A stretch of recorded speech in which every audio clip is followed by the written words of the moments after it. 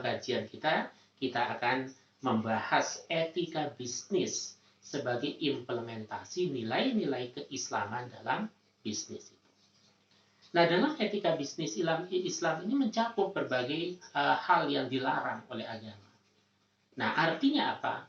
Persoalan yang diharamkan itu sebenarnya sangat kecil sekali, sangat sedikit sekali dibandingkan dengan yang dihalalkan oleh Allah. Maka itulah kaidah fikih terkait dengan muamalah itu berfungsi di situ. Al-aslu fil muamalat al-ibahah. Hukum asal dari muamalah itu boleh. Illa madallad dalil ala khilafihi. Kecuali ada dalil yang sebaliknya yang mengharapkan. Nah, maka kalau kita lihat di situ barometer, pantangan-pantangan yang disebutkan dalam Quran maupun Sunnah Nabi itu terlalu sedikit dibandingkan dengan yang diperbolehkan. Nah, yang pertama, kalau kita ingin aktivitas bisnis atau muamalah duniawiyah kita itu maksimal, tetapi juga menjadi bagian dari ibadah am kita kepada Allah Subhanahu wa Ta'ala, maka menjalankan bisnis, perhatikan, pertama adalah ada mujahalah. Tidak boleh ada kemajhulan di situ, ketidaktransparan, kesamaran, ketidakjelasan, baik tidak jelas barangnya maupun tidak jelas akadnya. Nah, terutama pada aspek yang kedua ini yang seringkali terjadi dalam dunia bisnis kontemporer. Apalagi dengan menggunakan berbagai media kecanggihan yang ada saat ini. Kita sering mendengar ada satu istilah ya, atau peribahasa ibarat membeli kucing dalam karung. Tidak perlu ditanyakan kenapa kucing kok tidak yang lain. Tetapi esensinya adalah ketika orang melaksanakan transaksi bisnis harus transparan. Barangnya transparan, akadnya juga transparan. Bahkan dalam muamalah, akad ini memiliki peranan yang sangat penting. Bahkan ibaratnya muamalah itu ruhnya, nyawanya adalah akad. Akad ini yang seringkali yang tadinya boleh menjadi tidak boleh. Jadi akad itu sangat penting dalam dunia bisnis. Nah, karena itulah hal-hal semacam ini harus kita perhatikan. Ketidakjelasan itu banyak kita temukan dalam praktek jual beli atau bisnis di masyarakat kita. Maka kalau dalam hadis itu ada 3 kategori praktik yang bisa kita lihat saat ini. Ada muhaqalah, ada muhadharah, dan ada mulamasah. Bahkan ada namanya munabadah dan muzabanah. Di mana dalam hadis itu dikatakan bahwa Rasulullah SAW pertama melarang jual beli muhaqalah. Jual beli muhaqalah itu contohnya jual beli buah yang masih ada di pohonnya. Apalagi kalau misalnya jual beli mangga misalnya. Padahal mangganya itu belum ranum. Ukurannya ya masih kecil-kecil. Tetapi ada pembeli, saya borong ini ya. Tapi nanti saya panen sekian minggu atau sekian bulan berikutnya. Padahal apa yang dilihat pada saat akad itu belum tentu pada saat dia panen realisasinya sama. Karena sebagian ada yang jatuh sebelum besar, sebelum ranum. Ada yang sudah ranum dimakan oleh binatang misalnya, kelelawar, kalong, dan lain sebagainya. Belum lagi prediksi. Seseorang itu ketika menjual buahnya yang masih ada di pohon, mungkin prediksinya kalau saya jual ini paling dapat 2 karung misalnya. Nah, karena itu prediksi itu yang digunakan untuk menentukan harga. Tetapi begitu yang membeli itu panen, ternyata dapat 5 karung. Mesti gelo di situ, mesti ada pihak yang merasa menyesal. Nah, Islam menutup sekecil apapun, sekecil mungkin gelonya seseorang itu. Maka itulah prinsip ketika Nabi mengatakan innamal bai'an tarodin. Sesungguhnya jual beli itu harus menyenangkan kedua belah pihak. Tidak ada yang merasa dirugikan dan tidak ada yang merasa gelo. Nah, itu prinsip pertama. Tentu ulasannya panjang karena keterbatasan waktu, saya ambil poin-poinnya saja. Nah, ketika bicara tentang jahalah, ketidakjelasan, kesamaran, atau tidak transparan dalam bisnis itu, bisa terkait dengan akad, bisa juga terkait dengan barang. Nah, contoh barang tadi itu, termasuk juga jual beli ikan yang masih di dalam kolam. Nah, kan susah diprediksi berapa ekor di dalam kolam itu. Belum tentu misalnya kelihatan banyak sekali ikannya lalu lalang. Belum tentu, bisa jadi 3-4 ekor yang saling kejar-kejaran, tapi kesannya banyak. Begitu hebatnya Islam di dalam menjaga aspek-aspek yang bisa merugikan orang. Atau yang kedua pada akad, itu juga banyak terjadi dalam kehidupan bisnis masyarakat kita. Termasuk sebagian misalnya pada praktek multi-level marketing. Tetapi tidak bisa digeneralisasikan semuanya boleh atau semuanya tidak boleh. Ini pun bisa kita bahas dalam satu forum tersendiri karena aspek-aspeknya juga cukup luas. Jadi bicara tentang muamalah, bicara tentang bisnis, itu banyak hal yang harus kita tahu. Sehingga apa yang kita jalankan itu fid dunya hasanah wa fil akhirati hasanah. Kita mendapatkan materi, keuntungan materi, tetapi juga bagian dari ibadah kita kepada Allah. Nah, seperti ini. Praktek yang dijalankan oleh orang Yahudi juga sama, karena Yahudi itu kan juga salah satu mentalitasnya itu kan pukil, curang. Ingin selalu mendapatkan keuntungan, tapi tidak melihat orang lain itu dirugikan atau tidak dirugikan. Maka kemudian Nabi menegaskan, man aslafa fi tamrin fal yuslik fi kailin ma'lum wa waznin ma'lum ila ajalin ma'lum. Itu praktek jual beli salam dulu yang dilakukan. Kalau sekarang bisa salah satu bentuk konkret jual beli salam itu ya jual beli dengan menggunakan media, baik itu media medsos maupun media elektronik dan lain sebagainya, yang kita sebut dengan iklan itu. Itu juga bagian sungguhnya dari implementasi bai'us salam. Jadi jual beli dengan mengiklankan dulu. Nanti kalau ada yang beli baru barangnya dikirimkan. Mau COD atau transfer silahkan. Kan itu yang dijalankan saat ini. Itu pertama. Yang kedua, pantangan dalam bisnis itu adalah maisir.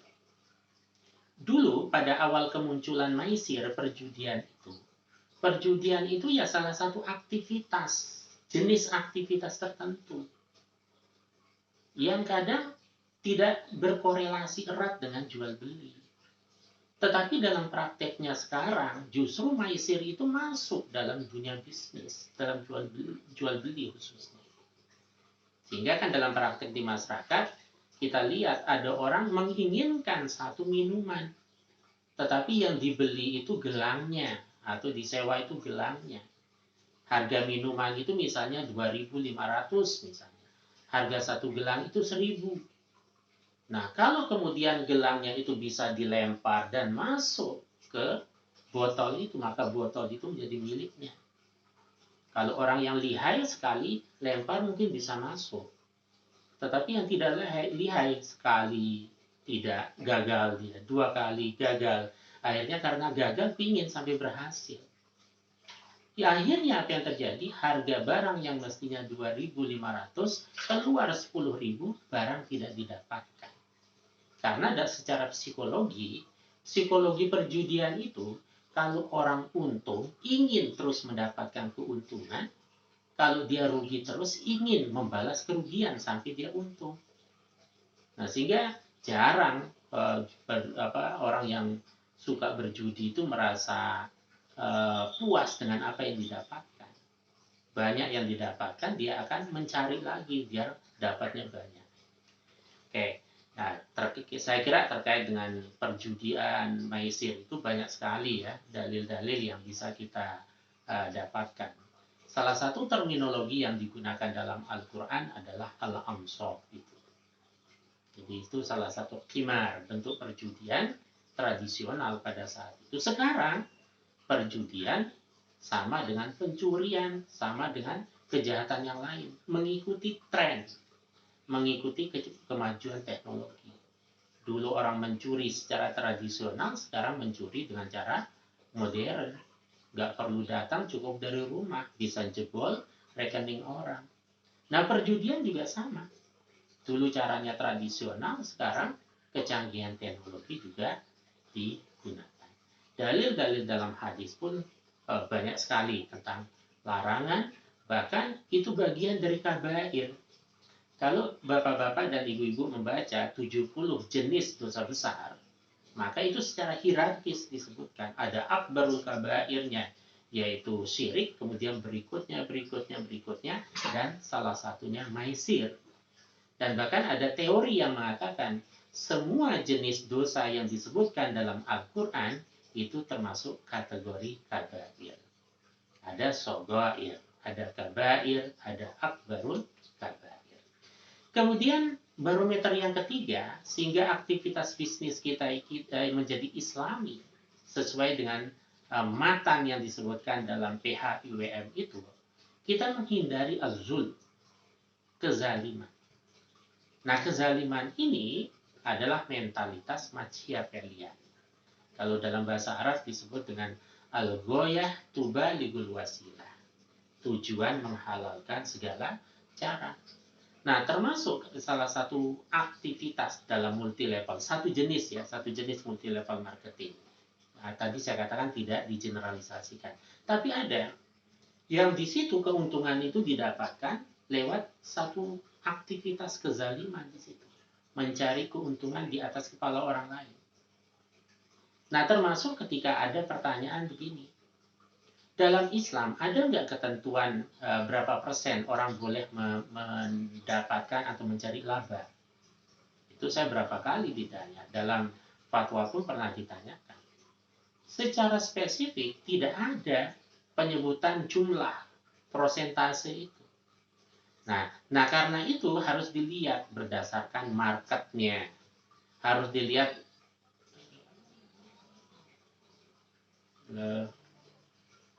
mungkin suaranya gitu. Di situ tidak ada prosentase secara spesifik. Tetapi yang bisa dijadikan sebagai salah satu barometer, salah satu pertimbangan itu adalah marketnya. Tentu kalau Bapak Ibu jual baju di Jogja yang harganya Rp35.000, beda harganya kalau dijual di Papua sana, bisa Rp100.000. Maka ketika kita membeli barang di Jogja Rp35.000, dijual di Papua dengan harga Rp100.000, memang marketnya seperti itu. Nah, keuntungannya berapa persen? Wah, ternyata banyak. Justru kalau kita menjual di bawah itu bisa merusak pasaran. Tetapi dalam kondisi normal ada orang yang berusaha, salah satu caranya ihtikar yang nanti kita sampaikan juga sebagai salah satu poin dari 10, yaitu penimbunan barang.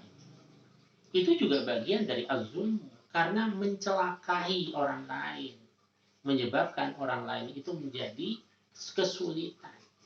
Maka ketika dimemanfaatkan situasi, contohnya saat ini pada era pandemi, banyak kan jenis-jenis barang yang kemudian sengaja dinaikkan harganya sehingga orang itu merasa kesulitan. Nah, yang menjual itu hanya sekedar untuk mencari keuntungan. Atau misalnya bekas salah satu bagian atau salah satu hal yang digunakan dalam tes COVID misalnya, bekasnya dijual kembali. Itu juga bagian dari kezaliman. Nah, artinya apa? Kezaliman itu pada esensinya adalah merugikan orang lain, mencelakakan orang lain, membuat hidup orang lain menjadi sangat kesulitan. Itu bagian dari az-zulm. Dan itu harus dihindari. Maka dalam Islam bisnis itu tidak 100% untuk mencari keuntungan. Tetapi sebagiannya juga untuk beribadah. Nah, sehingga kita dalam menjalankan aktivitas bisnis kita itu ada nilai sosialnya, juga ada nilai komersialnya. Nah, dua-duanya harus diseimbangkan, jangan hanya sekedar mencari keuntungan dan keuntungan materi saja. Nah, itu contohnya adalah ihtikar yang tadi saya sampaikan. Kemudian poin yang keempat adalah ada riba. Ini juga harus dihindari sehingga aktivitas bisnis kita itu islami, sesuai dengan standar dan norma hukum Islam. Nah, riba pun juga banyak bisa kita jumpai. Mungkin kalau ayat dan hadisnya ya luar biasa kan perumpamaannya. Bahkan dalam hadis Nabi, kadang saya agak-agak berat menyampaikan ilustrasinya. Saking beratnya dosa riba ini. Sampai diilustrasikan oleh Nabi, riba yang kecil itu ibarat anak kandung menzinai ibu kandungnya. Belum lagi kalau kita melihat misalnya dalam Al-Quran diilustrasikan seperti orang yang kesurupan. Alladzina yaquluna riba la yaqumuna illa kama yaqumul ladzi yatahabbathu syaitan minal mas. Bukan sekedar kesurupan yang disampaikan oleh Quran, tetapi harus dikaitkan dengan alamatul kubro dari kiamat itu. Dalam kondisi yang begitu menakutkan, dalam kondisi yang begitu mengerikan, orang masih tidak bisa menyelamatkan dirinya sendiri karena dia terpontang-panting seperti orang yang kesurupan. Esensi dari ayat itu adalah kondisinya sangat mengerikan pada hari kiamat. Maka dalam Al-Quran salah satu tema yang banyak dibahas adalah terkait dengan riba. Nah, contohnya seperti ini misalnya. Kan banyak kita jumpai di, bahkan jangan-jangan juga di tetangga kita bisa kita jumpai. Butuh dana cepat? Oh, langsung cair. Tidak perlu menunggu lama-lama. Jaminannya cukup BPKB. Iya, kelihatannya itu dia ingin memberikan bantuan pinjaman. Tapi dibalik itu, akhirnya yang terjadi kan kemarin di Jawa Timur itu. Minjem hanya ratusan ribu, ternyata dalam waktu yang tidak terlalu lama dia harus mengembalikan puluhan juta. Nah, itu yang kita sebut dengan lintah darat itu, rentenir itu. Diilustrasikan dalam Quran, dalam hadis Nabi dengan ilustrasi-ilustrasi yang sangat mengerikan dan sangat jelek. Nah, termasuk pinjaman dana tunai dengan jaminan motor, BPKB, dan lain sebagainya. Kemudian yang kelima adalah adamud doror. Aktivitas bisnis yang dijalankan oleh warga persyarikatan pada khususnya dan umat Islam pada umumnya, prinsip dasar bisnis itu ada mudoror. Jangan sampai melahirkan dan mencelakakan pihak lain. Dalam konteks misalnya di umat Islam di Indonesia, kalau kita bicara tentang Ramadan, itu selalu identik dengan mercon. Selalu identik dengan yang sejenisnya itu. Bahkan hampir setiap tahun selalu ada berita orang yang celaka karena itu. Orangnya memang mendapatkan keuntungan dari bisnis itu.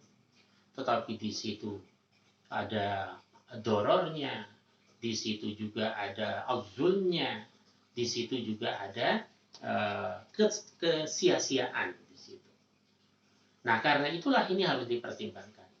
Karena pada kajian sebelumnya saya menyampaikan bahwa kalau kita bicara syariat Islam, maka semua atau seluruh perintah dan larangan dalam Islam untuk melahirkan kemaslahatan bagi umatnya. Lijalbil masoleh. Maka dalil-dalil tentang bisnis itu juga lijalbil masoleh. Ada mudoror. Nah, cuma menginterpretasikan ayat dan hadis Nabi itu tidak semua orang memahami dan menginterpretasikan secara tepat. Nah, karena itu ada satu keyword di situ, satu kata kunci dalam matan PHIWM tadi itu, yaitu apa? Berpikir secara bayani, burhani, dan irfani. Bisnis pun juga harus tiga-tiganya itu. Secara bayani ya dalilnya, halal haramnya diperhatikan. Secara burhani kita merespon kecanggihan teknologi. Bisnis jangan hanya konvensional, bisnis jangan hanya secara tradisional, tapi manfaatkan kecanggihan teknologi saat ini dengan tetap memperhatikan aspek-aspek bayani. Tapi ketika kita bisnis, irfani kita, ihsan kita harus hadir juga. Karena kan seringkali orang atau mbah-mbah yang jualan ya, jualan apa, hanya kelebihan sedikit saja, wah diperhitungkan betul. Berasnya lebih sedikit diperhitungkan, beli buah lebih satu saja diperhatikan. Nah, itu kadang seringkali kita tidak memperhatikan aspek-aspek yang bersifat irfani. Nah, melakukan ihsan. Ihsan itu tentu berbuat yang terbaik, yang kemudian diserahkan kepada Allah ganjarannya. Nah, karena itu ad-doror itu juga sama dengan jahalah tadi. Bisa pada cara, akadnya, bisa juga pada barang. Pada caranya ya mungkin dengan melakukan aktivitas penipuan. Itu doror, membahayakan orang lain, merugikan orang lain. Barangnya itu membahayakan seperti tadi salah satu contohnya. Nah itu. Semuanya doror ini pasti ada korelasinya dengan al-maqasid al-khamsah, 5 tujuan prinsip dari syariat Islam itu. Mulai dari hifzul nafasnya, menjaga nyawa, hifzul akal, menjaga akal. Maka kalau dikaitkan dengan barang hifzul akal itu ya jual beli khamar, jual beli ganja, itu tidak diperbolehkan. Hifzul nasal misalnya juga banyak, misalnya hal-hal yang dapat mencelakakan seseorang terkait dengan regenerasinya. Hifzul mal, menjaga harta, sampai dengan hifzul din. Nah, ayat dan hadis Nabi yang terkait itu pun banyak. Nah, termasuk interpretasi. Kadang saya agak senyum ya membaca media sosial saat ini. Salah satu hujatan, saya katakan hujatan karena bahasanya terlalu sangat-sangat tidak santun. Itu kepada majelis tarjih. Sampai fatwa-fatwa tertentu itu tidak dilihat sama sekali. Hanya karena kecewa dengan salah satu fatwa tarjih tentang keharaman rokok itu. Nah, kan sempat berkembang, itu bisa dibaca di media sosial, bisa di Facebook ya. Bahkan terakhir saya menge-share itu salah satu pernyataan yang menyampaikan bahwa ada warga Muhammadiyah itu yang antipati kepada majelis tarjih apapun fatwanya hanya karena dia ahli hisab dan merasa hobinya itu dicelakakan atau difatwakan oleh majelis tarjih dengan fatwa haram. Padahal ketika fatwa itu muncul, persoalan orang itu mentaati atau tidak itu persoalan lain. Karena Allah sendiri mengharamkan khamr, jangan dikira kemudian seluruh manusia itu tidak mengkonsumsi khamr. Nah, kita hanya menjalankan apa yang menjadi kewajiban keagamaan dalam merespon secara bayani, burhani, dan irfani itu. Dorornya saya kira ahli kesehatan tahu. Maka kalau ada dosen, karyawan, atau sivitas akademika Unisa yang masih merokok, itu saya kira belum paham tentang PHIWM, tentang itu. Hobi itu kan saya kira berawal dari kebiasaan hobi merokok. Tapi akibatnya bukan hanya dirinya, istrinya, anaknya, orang lain. Nah, itu akan berdampak. Saya kira tentu panjang penjelasannya. Maka Ibnu Taimiyah ketika menjelaskan tentang persoalan-persoalan yang terkait dengan yang terkait dengan persoalan doror ini, itu juga menjelaskan dengan begitu gamblang, termasuk ulama-ulama kontemporer terkait dengan ini. Maka ada aspek demografinya, YLKI-nya, aspek yang lain pun juga dilibatkan ketika kita menfatwakan itu. Kemudian yang berikutnya, yang keenam adalah goror, penipuan, kecurangan. Mencari orang baik itu gampang, tapi mencari orang jujur itu kadang agak susah. Nah, maka di sini dalam praktek bisnis, kalau kejujuran itu hilang, wah itu akan sangat mengerikan. Berbagai hal akan dilakukan oleh seseorang. Nah, apa esensi dari goror itu? Ya, goror itu ya agak mirip-mirip dengan aspek penipuan, tapi dengan melakukan manipulasi, manipulatif sifatnya. Nah itu, karena itu tadi Ibnu Taimiyah menjelaskan goror itu baik itu ada hal yang tidak jelas dari aspek dampaknya.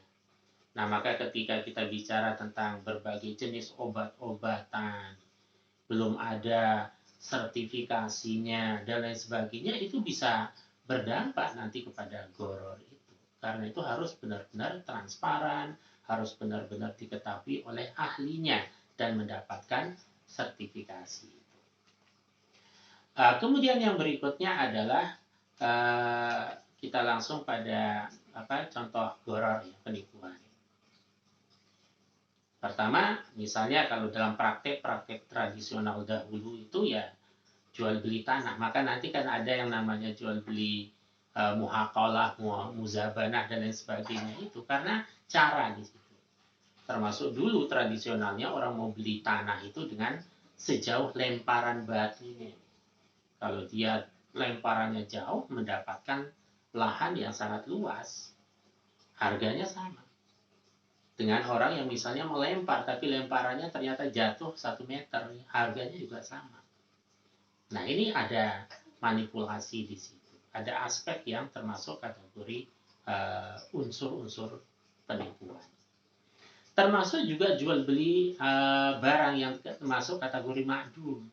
Itu banyak sekarang transaksi yang seperti itu.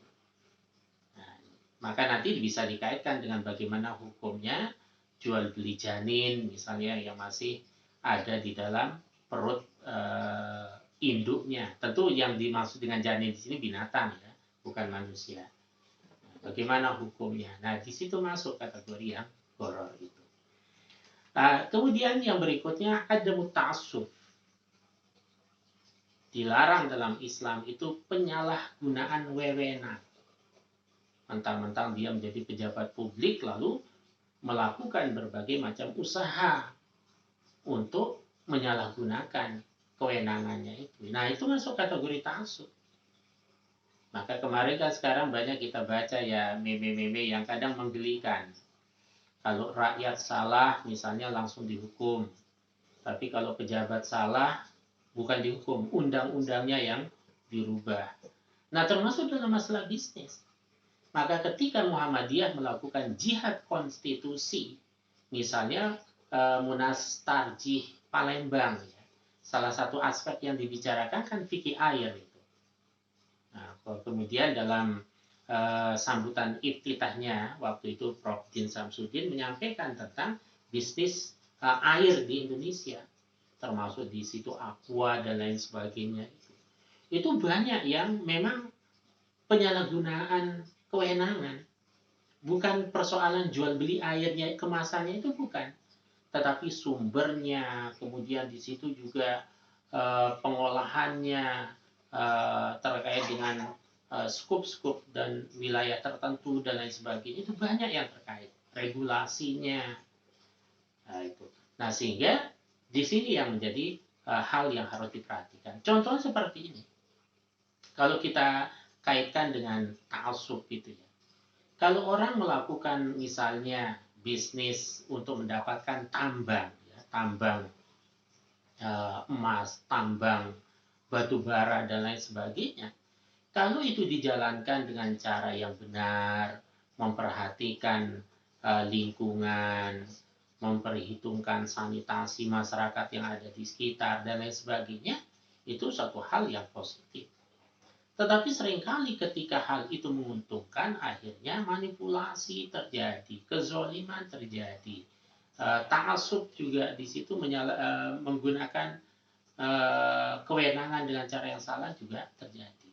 Sehingga dampaknya adalah orang lain yang ada di sekitar